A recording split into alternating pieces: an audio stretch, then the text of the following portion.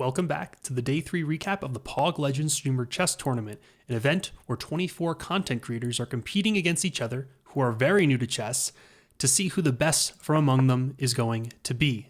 Here we're starting to taking a look at Garbaggio plays versus Sir Drillian in this event, and this is going to actually be the third game.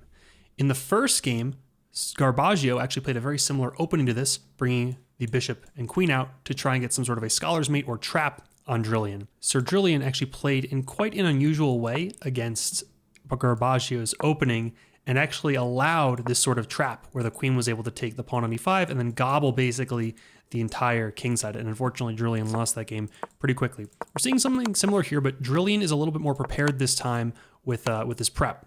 He's not just going to allow black to take advantage of him and is playing g6. But white's still doing very well with development, and what you'll notice is Drillian is pushing a lot of pawns, is not moving a lot of pieces into the game, while Garbaggio is getting very active with all his pieces. A very nice center here, getting minor pieces involved in the game, whereas Drillian's falling a little behind. He's pushing a lot of pawns. Now he's maybe attempting here to try to trap this bishop, but it's not quite going to work. White can obviously grab this pawn or play a3 here, and probably if Drill wanted to go for a try for this, they should have played a5 instead of c5. But we're going for this. Queen slides over, attacking the knight now, but the knight jumps out of the way. And this is not so great for black. Notice how most of black's pieces are along the back rank. And not too long after, in short order, Garbaggio is actually just able to pick up this knight sitting on the edge of the board. It's not really where the knight wanted to be. The knight wasn't even guarded by the g-pawn. So Baggio picks it up. And not only does he pick that up, but he picks up another bishop that Drillian just hung in the center of the board. Baggio doing very well in the first two games and is now already poised to pick up a third game as well, after now picking up and trading because he is ahead material. Garbaggio gets in, he puts pressure on the rook, on the f6 pawn. The rook is going to slide out of danger here. And now queen takes pawn, setting up maybe some discoveries, maybe some double checks, maybe the bishop will just come back. We might be able to bring more pieces in, move the pawns up the board. We're going to see how Baggio continues the attack here. Knight goes after the bishop, although you don't really want to trade pieces here as black. You probably want to get your other pieces involved in the game. White is attacking with the bishop. Bishop probably needs to move out of the way or it's going to be lost. So bishop takes this pawn. Okay.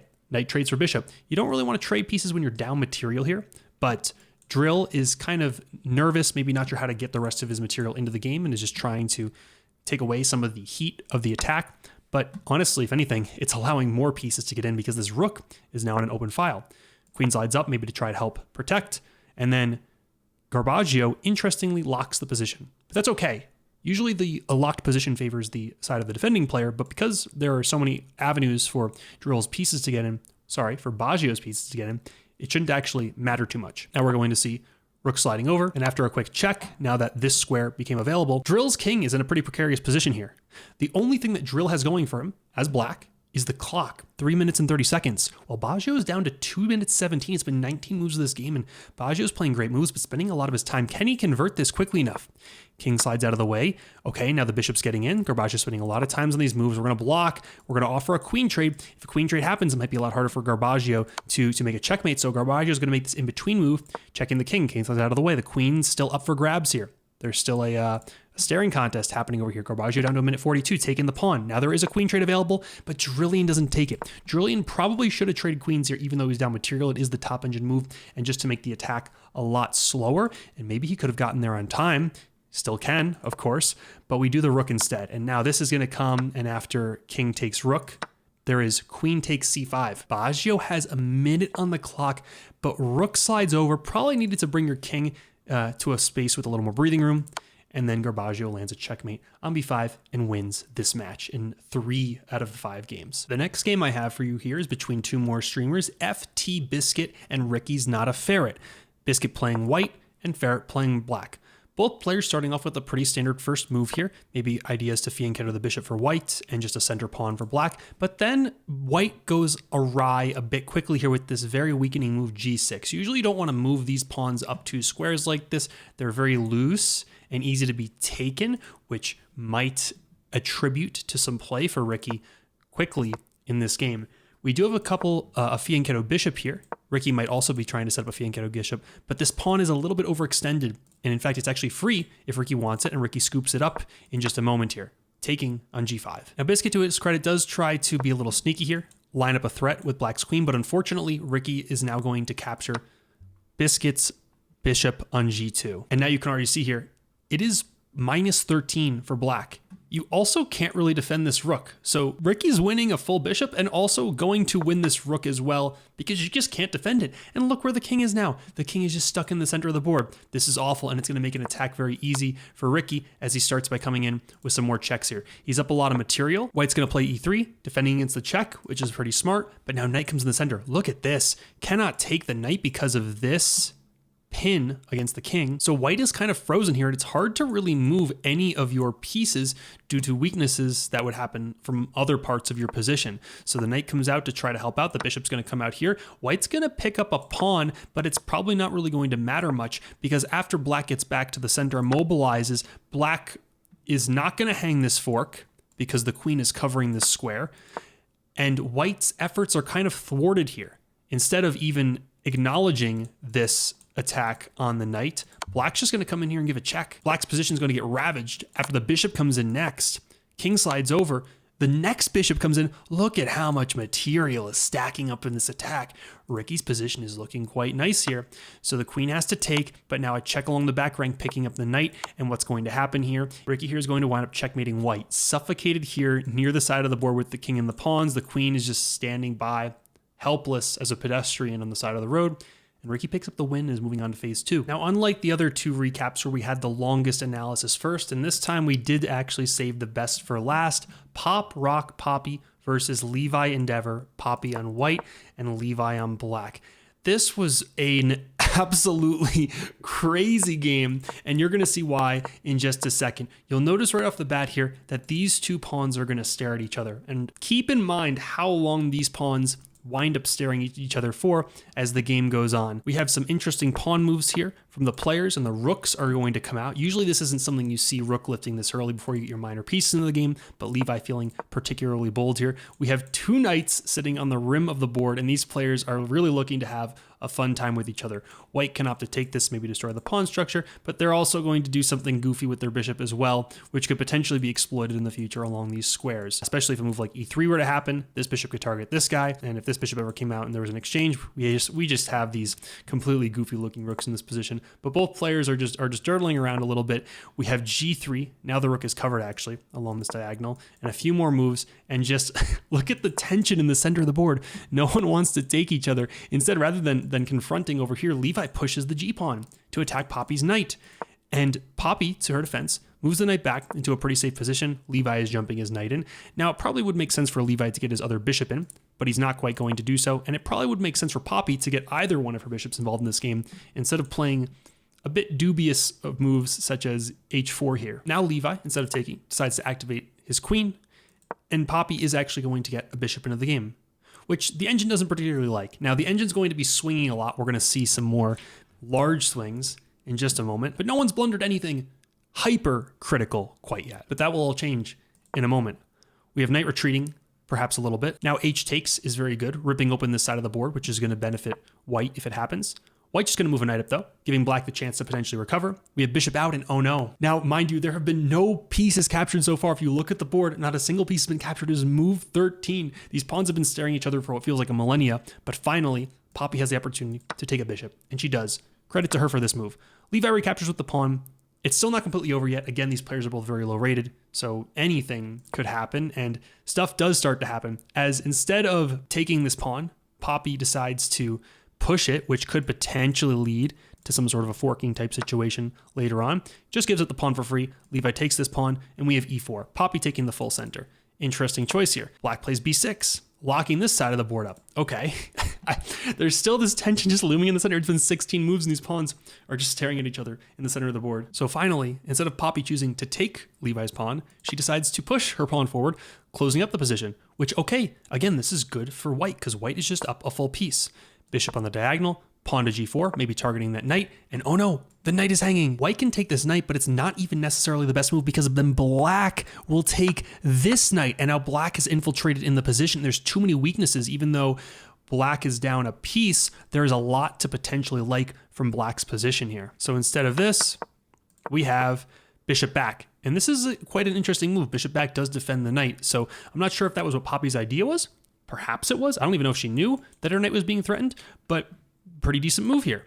And now Levi props to him, knight in the center. And look at these knights so strong, controlling so many critical squares in white's position. These knights are gods on the 4th rank. And how will Poppy ever be able to deal with them? These knights are not even close to being able to target these knights. You can take with your bishop, but then you might have permanent dark squared weaknesses. So how is Poppy going to proceed? We have rook here, and Poppy's going to instantly blunder her rook, which Levi takes. Nicely done. But Poppy doesn't take back. She doesn't take back the rook, and now Levi has a completely winning position after jumping back to f4, and Levi finds the top engine move.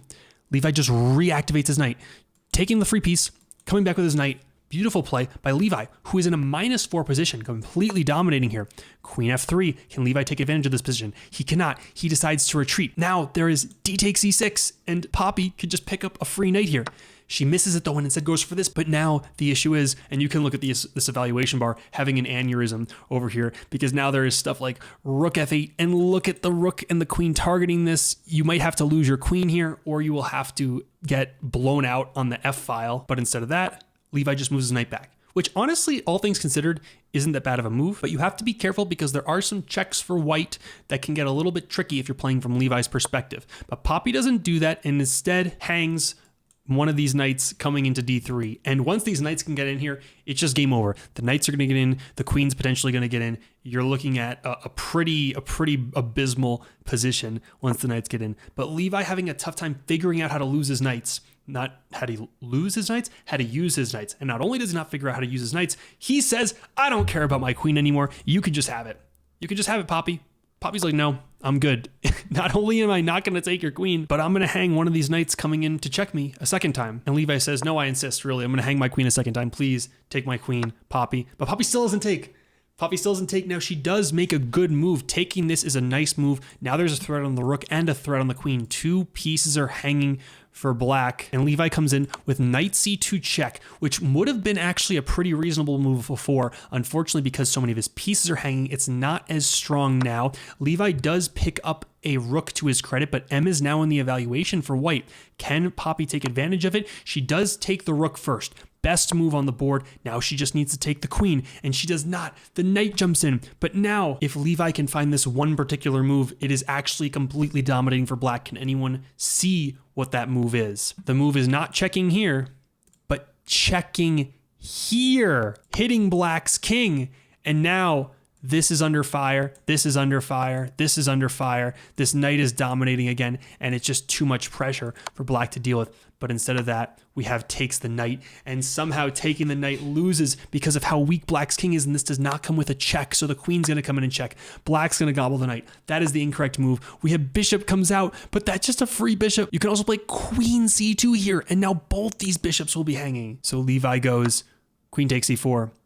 But that was the wrong move. Black's king is just too weak. And check out this unbelievable mate. After something like queen f8 check, king has to go to c7. And look at this extraordinary checkmate defended by the queen, which is also covering the entire back rank. Oh my God, but I don't blame her for not seeing this. We instead have queen check on g6. But this completely loses because now the king is safe and can go to c5. The king can march up the board and is many opportunities to get to safety. And look at how much material black has. White only has a queen and a bishop left, and this bishop is basically a pawn. It's not doing anything.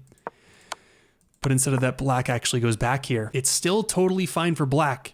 And Poppy takes this with the idea that if she rips open the king's defenses, maybe the queen can come in and cause problems.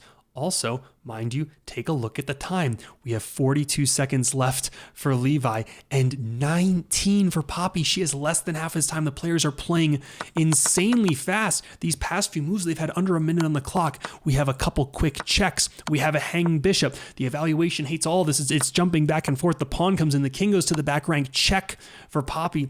Levi coming back, but going to the wrong square, and now it's lethal if queen comes and takes this queen because the black's queen is just hanging, but she misses that, instead attacks this way. Bishop takes. Black's queen is still hanging. Poppy misses it again. Oh no. But only 8 seconds on the clock. It's so hard for both players to think right now. Levi is trying to make his moves as fast as possible. He plays rook a8. Levi actually lost one of the previous games to time. He won 2 games via checkmate. He lost a game via time, and he lost a game via checkmate.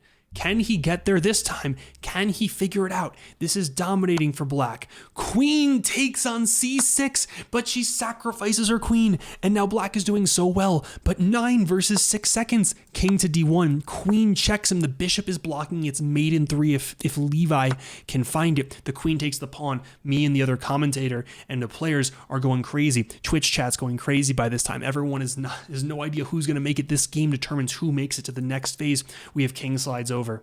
And in this position, Levi loses to time with Poppy 0.8 seconds on the clock. Are you kidding me? Make sure to subscribe if you enjoyed this recap, and so you can check out other recaps for future days of the event. If you want to watch this live, you can do so on twitch.tv, and I hope you all have a great rest of your evening. Take care, everyone.